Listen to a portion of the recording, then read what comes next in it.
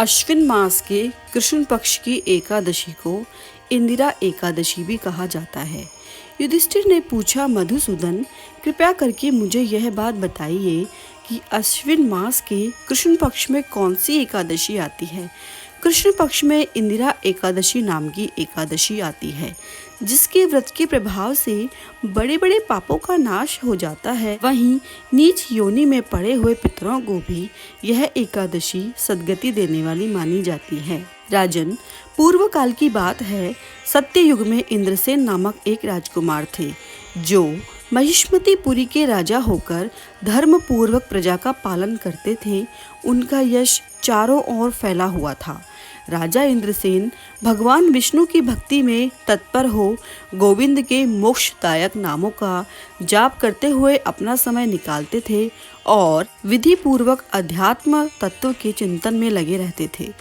एक दिन राजा राजसभा में आराम से बैठे हुए थे, तभी देवर्षि नारद आकाश से उतरकर वहां आ पहुंचे।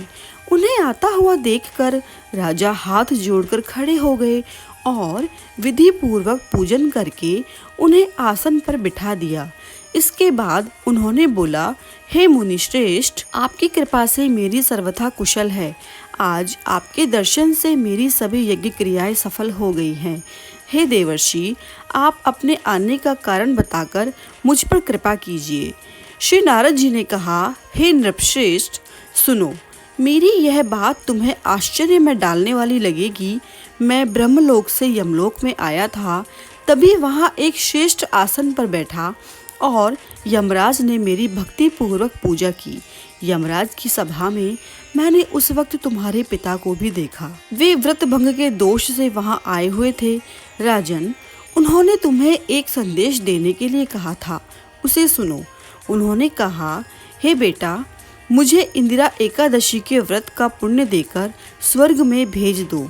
उनका यही संदेश बताने के लिए मैं तुम्हारे पास आया हूँ। राजन, अपने पिता को स्वर्ग लोक की प्राप्ति कराने हेतु इंदिरा एकादशी का व्रत करना शुरू करो। राजा ने सवाल किया, हे भगवान, कृपया करके इंदिरा व्रत की विधि मुझे बताइए। यह किस पक्ष में, किस तिथि को और किस विधि से इस व्रत को करना चाहिए। नारद जी ने कहा, हे राजेंद्र, सुनो, मैं तुम्हें इस व्रत की शुभ कारक विधि बताता हूँ।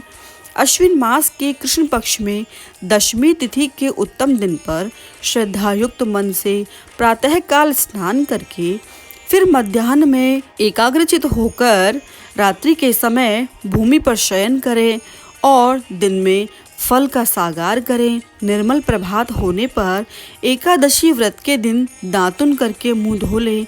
इसके बाद भक्ति के भाव से मंत्र पढ़ते हुए उपवास का नियम ग्रहण करें।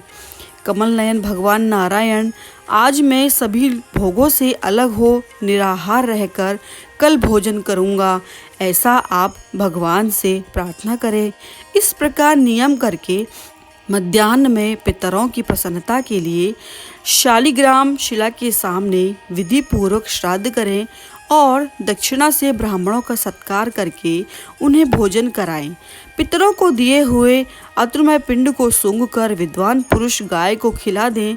इसके बाद धूप और गंध आदि से भगवान ऋषिकेश का पूजन करें व रात्रि के समय उनके समीप जागरण करें। तत्पश्चात सुबह होने पर द्वादशी के दिन दोबारा भक्ति पूर्वक श्री हरि की पूजा करें और फिर उस दिन सर्वप्रथम तुलसी का ग्रहण करके अपना उपवास खोलें।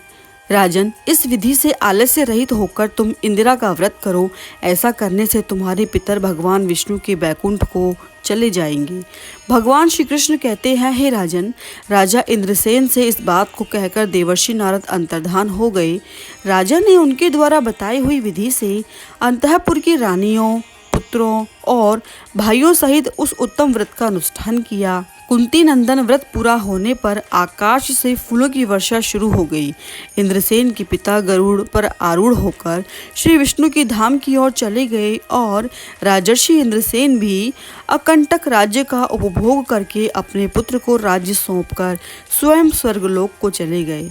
इस प्रकार मैंने तुम्हारे सामने इंदिरा व्रत के महात्म्य का वर्णन किया है। इसे पढ़ने से मनुष्य सभी पापों से मुक्ति पा लेता है। ओम नमो भगवते वासुदेवाय।